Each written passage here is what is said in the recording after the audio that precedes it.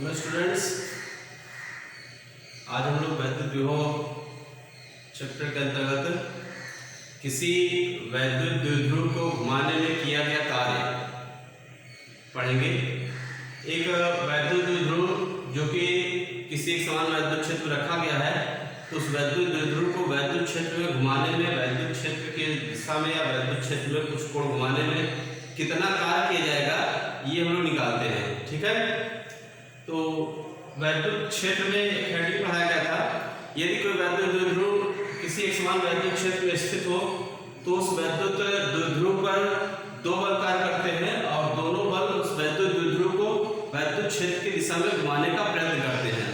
ठीक है, तो वैद्युत द्विध्रुव पर जो दो बल कार्य करते हैं वो दोनों बल एक बलयुग्म का निर्माण करते हैं और वह बलयुग्म जो है उस द्विध्रुव को वैद्युत क्षेत्र की दिशा में घुमाने का प्रयत्न करता है। उस बलयुग्म द्वारा लगाया गया आघूर्ण या टॉर्क जिसको कहते हैं, टॉर्क टाउ इक्वल टू होता है P sin theta. Tau equal to P sin theta. ठीक है, इतना आघूर्ण कार्य करता है। इसी आघूर्ण के कारण वैद्युत द्विध्रुव एक समान वैद्युत क्षेत्र में घूमता है। ठीक है, यदि सपोज करिए कि हम वैद्युत द्विध्रुव को क्षेत्र की दिशा से एक कोण अल्फा मान लें कि कोण अल्फा पर रखा गया है, तो उस स्थिति में लगने वाला बल आघूर्ण कितना हो जाएगा? यदि द्विध्रुव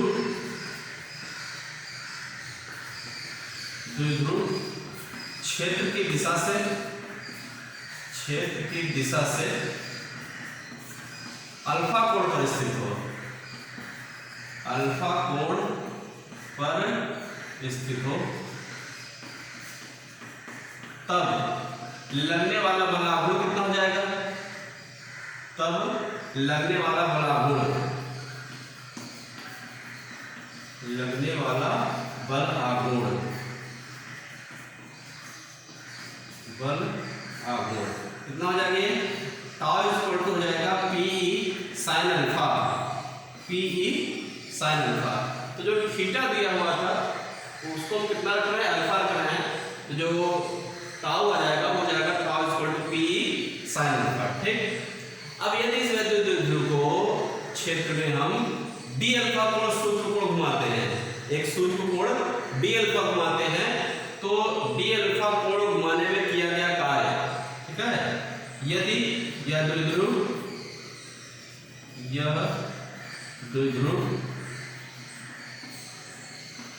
डी अल्फा कोण विस्थापित होता है, विस्थापित होता है,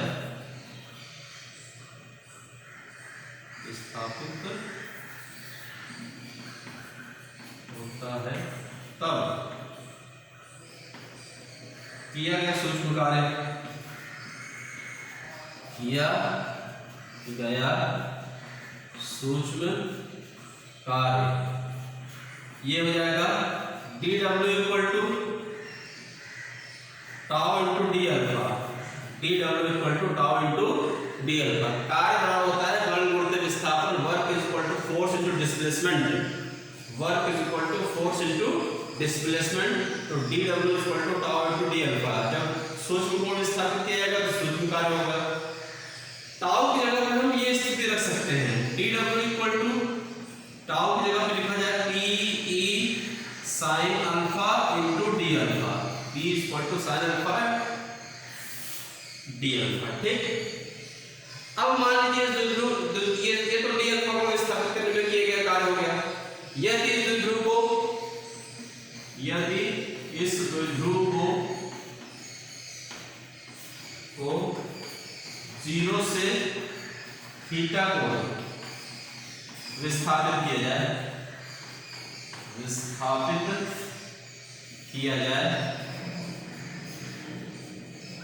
तब किया गया कार्य। तो इसी समीकरण को इंटीग्रेट कर दें, इंटीग्रेशन हो जाएगा dw इज इक्वल टू हो जाएगा integration Pe sin alpha d alpha, और इंटीग्रेशन की लिमिट हो जाएगी 0 से थीटा तक। इंटीग्रेशन की लिमिट कितनी हो जाएगी? जीरो से थीटा तक, जीरो से थीटा को घुमाया जा रहा है। तो डी डब्ल्यू का इंटीग्रेशन हो जाएगा डब्ल्यू, पी का इंटीग्रेशन होगा नहीं, पी का इंटीग्रेशन होगा नहीं, जीरो से थीटा तक sine alpha d alpha, P equal to हो जाएगा साइन अल्फा का होता है minus cos alpha,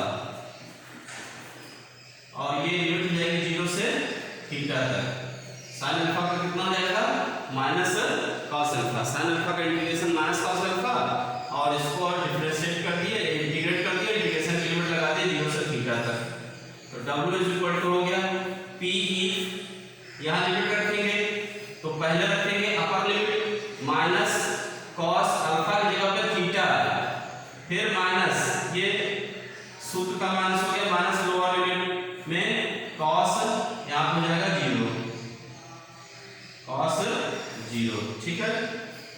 w equal to हो गया P E minus cos theta, और माइनस माइनस प्लस हो जाएगा ये, और कॉस जीरो की वैल्यू होती है 1, ठीक। तो इसको लिखा सकता है d w equal to P E 1 minus cos theta, P E 1 minus cos theta. तो इस ये फार्मूला हो गया किसी वैद्युत क्षेत्र में, किसी एकसमान वैद्युत क्षेत्र में किसी वैद्युत द्विध्रुव को घुमाने में किया गया कार्य w is equal to P E 1 minus cos theta, ठीक। ये कार्य के लिए फार्मूला हो गया। समझ में आ रहा है? एक बार रिवाइज कर लीजिएगा, समझ में आ जाएगा। कोई कहीं कंफ्यूजन हो, कोई भी कहीं डाउट अगर होता है तो उसको कमेंट्स के द्वारा आप पूछ सकते हैं, आप उसको डायरेक्ट अपनी समस्या को रख सकते हैं, सॉल्व किया जा जाएगा उसको, ओके।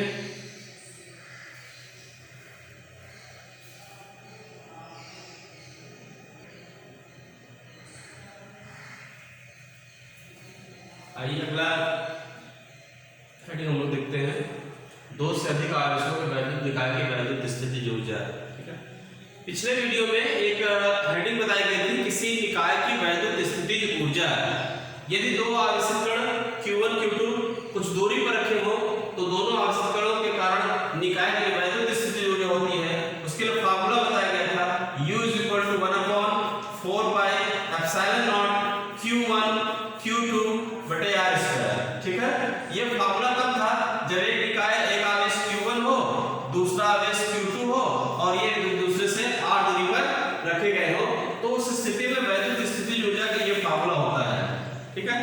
अब मान लीजिए दो से अधिक आवेश हो, दो से अधिक आवेश लिए जाए तो दो से अधिक आवेश के लिए स्थितिज ऊर्जा क्या होगी, इसके लिए हमें एक सूत्र केवल बनाना है।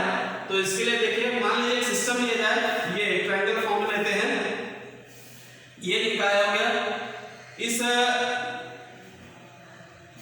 ए बी की दूरी r1 ले लेते हैं, b से c तक की दूरी r2 ले लेते हैं, c से a तक की दूरी r3 ले लेते हैं। यहाँ पर एक चार्ज रखा गया है Q1, यहाँ पर एक चार्ज है Q2, और यहाँ पर एक चार्ज है Q3। तो ये एक निकाय बन गया, तीन आवेशों का निकाय है ये। इस तीन आवेशों के निकाय की वैद्युत स्थितिज ऊर्जा कितनी होगी ये निकालना है, ठीक है। तो जैसे यहाँ दो आवेशों के लिए निकाले हैं, उसी प्रकार से इन दोनों के लिए स्थितिज ऊर्जा निकालें, इन दोनों के लिए स्थितिज ऊर्जा निकालें, और इन दोनों आवेशों की स्थितिज ऊर्जा निकालें। फिर उसके बाद सभी को जोड़ दें, ऐड कर दें, तो हमें पूरे सिस्टम की पोटेंशियल एनर्जी मिल जाएगी, ठीक है। तो पहले Q1 व Q2 के लिए वैद्युत स्थितिज ऊर्जा, वैद्युत स्थितिज ऊर्जा ये हो जाएगा U1 equal to 1/4 pi epsilon naught Q1 Q2 बटे R1, ठीक। फिर Q2 Q3 के लिए, Q2 और Q3 के लिए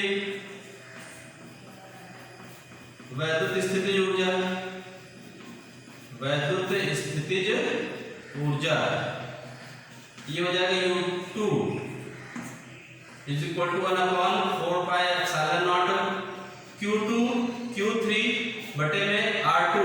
Q2 Q3 के बीच की दूरी कितनी है R2, यहाँ पे R2 लिखा जाएगा। इसी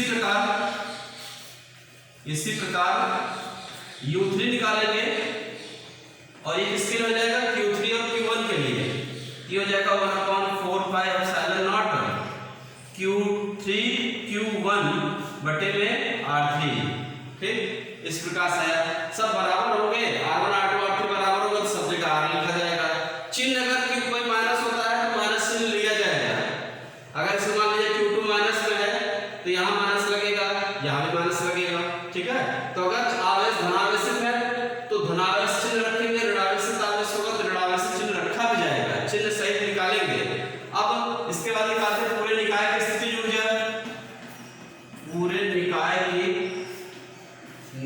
की स्थितिज ऊर्जा, स्थितिज ऊर्जा U बराबर हो जाएगा U1 plus U2 plus U3, या U बराबर मान लेते हैं 1/4 pi epsilon naught Q1 Q2 बटे R1 plus 1/4 pi epsilon naught Q2 Q3 बटे R3 R2 plus 1/4 pi epsilon not Q3 Q1 बटे R3।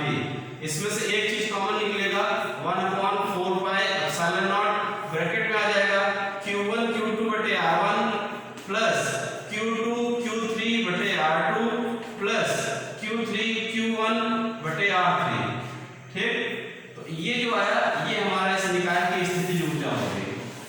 तो इस निकाय की स्थितिज ऊर्जा के लिए ये फार्मूला हुआ। यदि आवेश ऋणावेशित होंगे तो ऋणावेश चिन्ह रखा जाएगा, दूरी बराबर होगी R, अगर सबकी होगी तो सबके दूरी बराबर ले लेंगे R। तो जिस तरह से दिया गया होगा दो ही कंडीशन बन सकती है, या तो आवेश धनात्मक होगा या ऋणात्मक होगा, तो जो भी आवेश होगा उसका चिन्ह सहित यहाँ मान रखेंगे। ठीक है, हम यहाँ पर कोई चिन्ह नहीं दिखाए थे इसलिए फार्मूले में कोई चिन्ह नहीं रखे।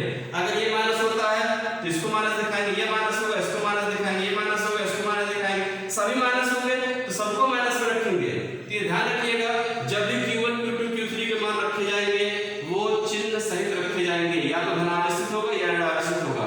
तो जैसा दिया गया है वैसा मान रखेंगे। ठीक है, न्यूमेरिकल में इस तरह के सवाल बहुत पूछे जाते हैं निकाय की स्थितिज ऊर्जा के लिए, तो फार्मूले को याद रखिएगा। इस पे कई सवाल कराए जाएंगे और कुछ सवाल अपने से भी लगाइएगा। इंपॉर्टेंट क्वेश्चन है ये, इंपॉर्टेंट टॉपिक भी है ये। ठीक है, खास तौर से कंपटीशन में इस तरह के कई क्वेश्चन आते हैं इस पर। तो ये नेक्स्ट टाइम हम लोग इसी का न्यूमेरिकल लगाएंगे।